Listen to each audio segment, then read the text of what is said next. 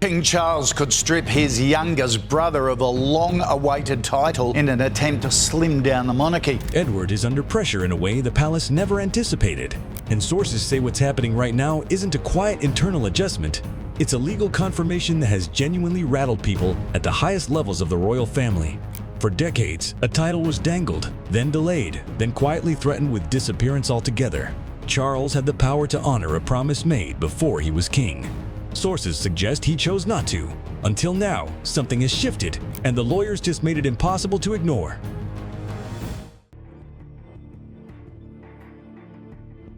The year is 1999. Edward is marrying Sophie Rhys-Jones, and inside Buckingham Palace, a deal is quietly being struck. The terms were straightforward. Edward would accept the title of Earl of Wessex as a temporary placeholder, foregoing the dukedom his brothers had each received on marriage, in exchange for a formal pledge that the Duke of Edinburgh title would pass to him once it merged back into the crown following the deaths of both his parents. A promise considered binding by everyone in that room. But that promise is only half the story.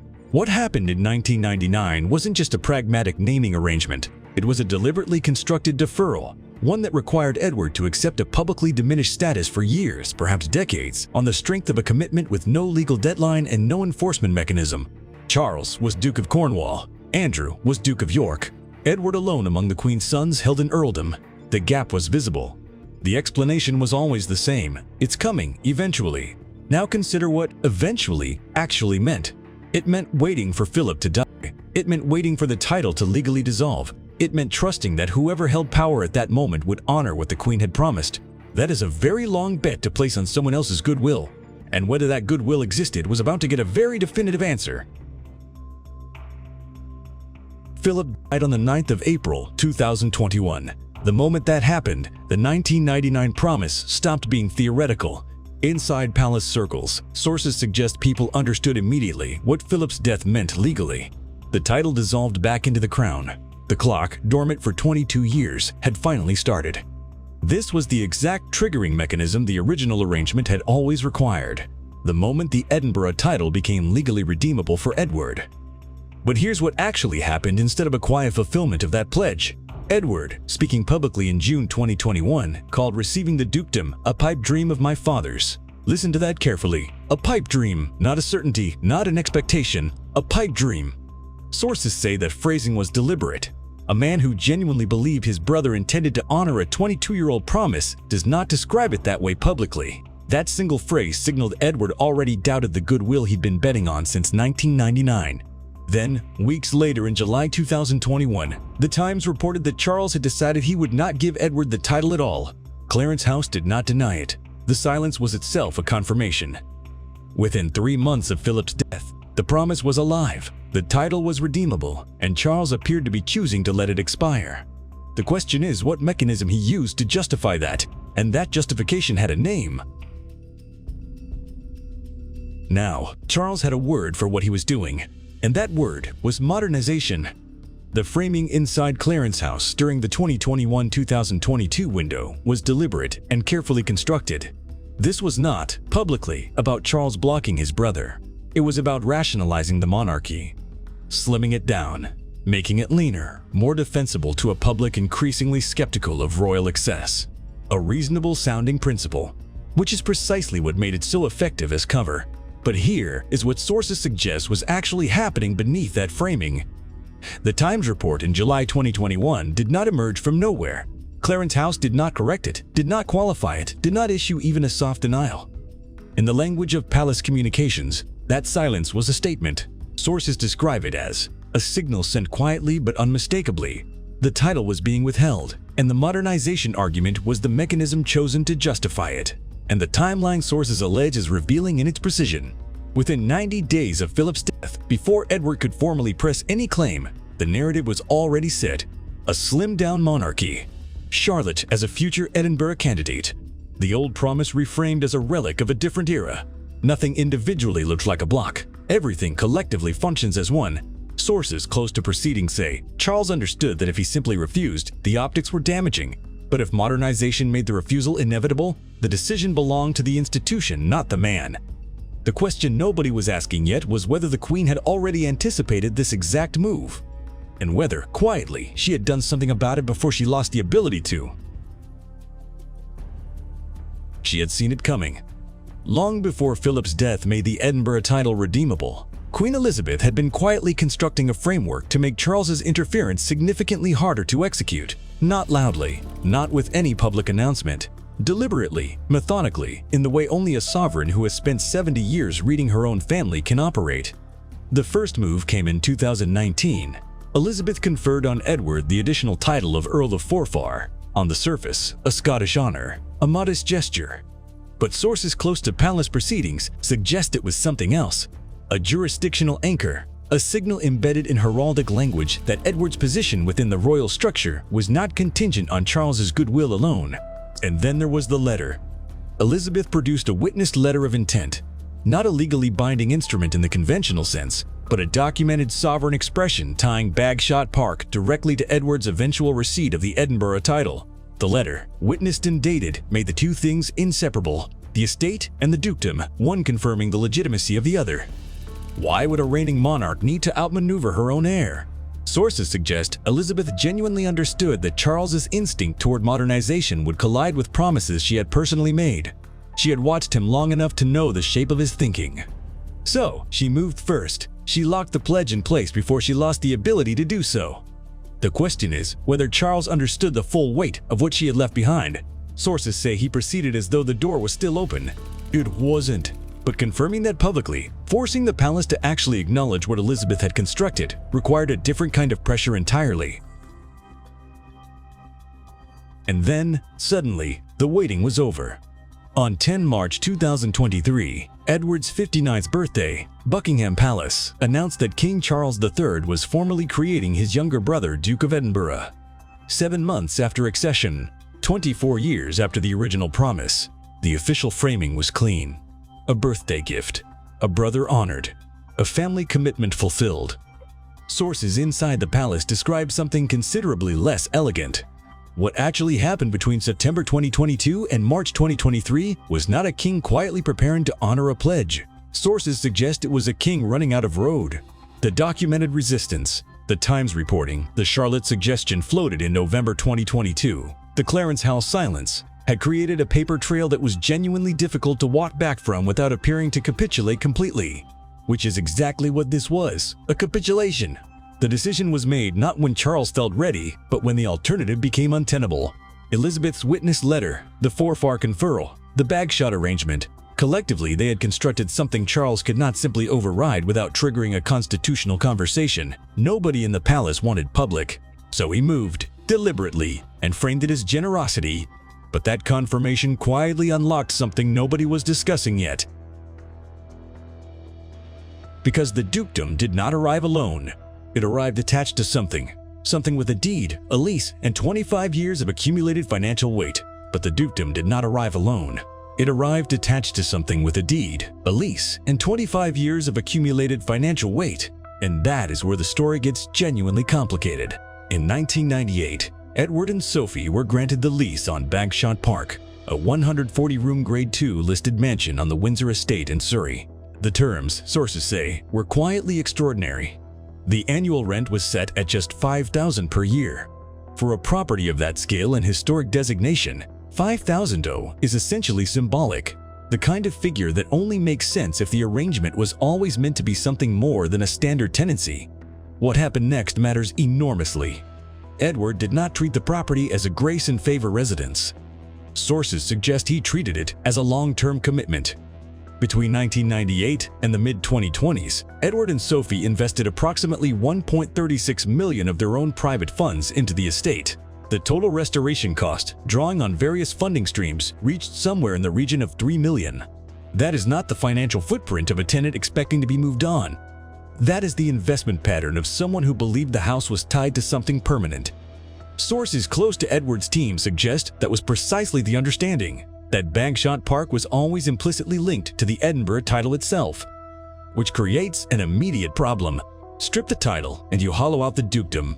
Strip the house and you erase 25 years of private investment with no mechanism for compensation. Charles confirmed the dukedom in April 2023. But confirming the title and confirming the arrangement around the estate are two very different things. So which one did he actually confirm? Now here is where Charles's stated intentions and his actual actions start to come apart. By late 2023, the palace had quietly launched what sources describe as a comprehensive cost review campaign across royal estates, lease audits, occupancy assessments, a systematic examination of which properties were generating value for the institution and which were sitting under arrangements that, in the language of palace accountants, no longer reflected current operational need. On the surface, entirely reasonable. A modernizing monarch conducting due diligence on the crown's asset base. But sources suggest Bagshot Park appeared on those audit lists very early, and too specifically to read as coincidence. The review targeting Bagshot was not announced. It was not flagged to Edward's household through standard channels. Sources close to the situation described the first indication as a quietly worded letter delivered in late 2023, requesting documentation on the existing lease terms, the rental rate, and the full scope of improvements carried out since 1998. The kind of letter that sounds administrative until you understand what it is actually asking. Because that letter, sources suggest, was the mechanism, not a confrontation, not a direct challenge to the dukedom, just paperwork routed through estate managers that placed Bagshot Park formally under institutional scrutiny for the first time since Edward moved in. And that matters enormously. The $5,000 annual rent, the original lease structure, the investment across 25 years, all of it now subject to review under a modernization mandate that Charles controlled entirely. He had given Edward the title. He had not given Edward immunity from what came next. What sources describe as the calculation here is almost elegant in its deniability. Nothing individually looks like an attack. Everything collectively amounts to pressure on the one asset that makes the Edinburgh dukedom real rather than ceremonial. Edward's team saw it. The question was whether they had anything concrete enough to push back with. That answer arrived in a form nobody inside the palace had anticipated. They had the receipts. That is the only way to describe what Edward's legal team delivered to the palace on 25 March 2026. Not a complaint, not a negotiation opener. A formal written rebuttal, structured with the precision of people who had been preparing it for considerably longer than the modernization review had been running. And here is what made it devastating. 3 documents surfaced together, presented as a single evidentiary package. The first was Elizabeth's witness letter of intent. The document sources say she had deliberately commissioned in her final years, tying Bagshot Park's occupancy directly to the Edinburgh title as part of the original compact. Not a suggestion. A witnessed instrument signed by a sovereign who understood exactly what she was doing and why. The second was the original 1998 lease documentation. Every clause, every figure. The $5,000 annual rent, yes, but more importantly the structural terms that Edward's lawyers now argued were inseparable from the title grant itself. Sources say the lease had never been cleanly severed from the pledge. Legally speaking, pulling one threatened the other. The third document was the investment record, 25 years of documented private expenditure. The $1.36 million Edward had committed from personal funds. The full restoration trail approaching $3 million. All of it logged, sourced, and placed formally on the record as evidence of reasonable reliance on a sovereign promise. Now, the palace's modernization review had been running on the assumption that no written floor existed beneath Edward's position. That the title was granted, the estate was a separate matter, and both remained subject to royal prerogative. That assumption, sources suggest, had just been formally challenged. The question inside Buckingham Palace in the days following March 25 was not whether the documents were authentic. Nobody disputed that. The question was what they meant for the institution's ability to continue the review at all. And sources say the answer, when it came back from the palace's own legal counsel, was not what Charles's inner circle had expected to hear. The answer, when it came back, was not ambiguous. It was not hedged. Sources say Palace Legal Counsel confirmed, in writing, that Elizabeth's witness letter of intent created a documented expectation of reasonable reliance, and that proceeding with the Bagshot review while that document sat formally on the record carried institutional and reputational exposure the Crown could not easily absorb. And that confirmation landed inside Buckingham Palace like something detonating in a quiet room. Sources describe specific senior courtiers, figures who had spent months constructing the cost review architecture, as genuinely caught off guard. Not because the documents existed, but because nobody in Charles's inner circle had apparently anticipated that Edward would deploy them this way. A working royal, using lawyers, delivering a formal written rebuttal directly to the institution he serves. Sources suggest that move was described internally as unprecedented, not illegal, not aggressive in any conventional sense, unprecedented. Now, the palace has managed royal disputes quietly for generations. The architecture of deference runs deep. You raise concerns through private channels, through intermediaries, through carefully worded conversations that leave no paper trail and commit no one to anything. What Edward's lawyers did on March 25th was the opposite of that. It created a paper trail deliberately. It put names, dates, and sovereign intent on the record in a form the palace could not informally absorb or quietly shelve. Sources say Charles's inner circle faced a stark choice: acknowledge the written confirmation limits, royal prerogative over title-linked property, or contest it publicly. Neither option was comfortable. One closes off the modernization play. The other opens a constitutional argument nobody at Buckingham Palace wanted aired. So the question now becomes, who actually wins when that choice gets forced? And here is where the ledger finally gets settled. Before March 25, 2026, Charles held the dominant position. He had granted the dukedom, yes, but sources suggest he believed the modernization review gave him quiet leverage to reshape what that title actually meant in practice, to hollow it out from the inside while leaving the ceremonial shell intact. The title on paper, the estate under pressure. That was the architecture of the play. It didn't hold. Edward's legal submission didn't just defend Bagshot Park. Sources say it did something more consequential. It established, in documented form, that a sovereign's written intent, Elizabeth's witnessed letter, the lease terms, the investment record, creates obligations that survive her death and cannot be quietly restructured away by her successor's modernization agenda. That is not a family dispute. That is a constitutional boundary marker. Charles is the named loser here, not because he loses the argument about the monarchy's future shape, but because his authority to unilaterally redefine what title-linked assets mean has now been legally bounded. One precedent-setting document did what 30 years of quiet resentment never could. Edward is the named winner. He turned a lifelong institutional snub into a formal record that every other working royal's legal team can now cite. Sources suggest that realization landed hard inside Buckingham Palace, because this precedent doesn't stop at Bagshot Park. It extends, potentially, to every royal property arrangement, every asset tied to a title, every financial pressure quietly dressed up as modernization. The question isn't whether Charles accepts this outcome. He has no comfortable alternative. The question is, who engineered the pressure campaign that made Edward's lawyers necessary, and whether that person is still inside the palace right now. But here is the part nobody has said out loud yet. Edward's lawyers didn't materialize from nowhere. Someone inside the palace drafted the original restructuring order. Someone designed the specific financial pressure points, the lease audit framing, the cost review language, the precise mechanisms targeting Bagshot Park. And sources suggest that person is not a politician, not a government official, not anyone the public would immediately recognize. Sources describe this figure only as someone closer to the king than family. A senior palace architect who understood exactly how to dress a title-stripping campaign as administrative modernization. Who understood, specifically, that Edward would be unlikely to fight back. They were wrong about that. Now that Edward's legal submission has formally landed, sources say this figure's role in engineering the Bagshot challenge has not yet been publicly exposed. The documentation exists. The paper trail connecting the restructuring order to specific internal communications, sources suggest, is intact. What happens next is not Charles deciding whether to accept the legal outcome. That decision is already made for him. What happens next is whether whoever drafted that original order gets quietly repositioned, or whether Edward's legal team decides the story isn't finished.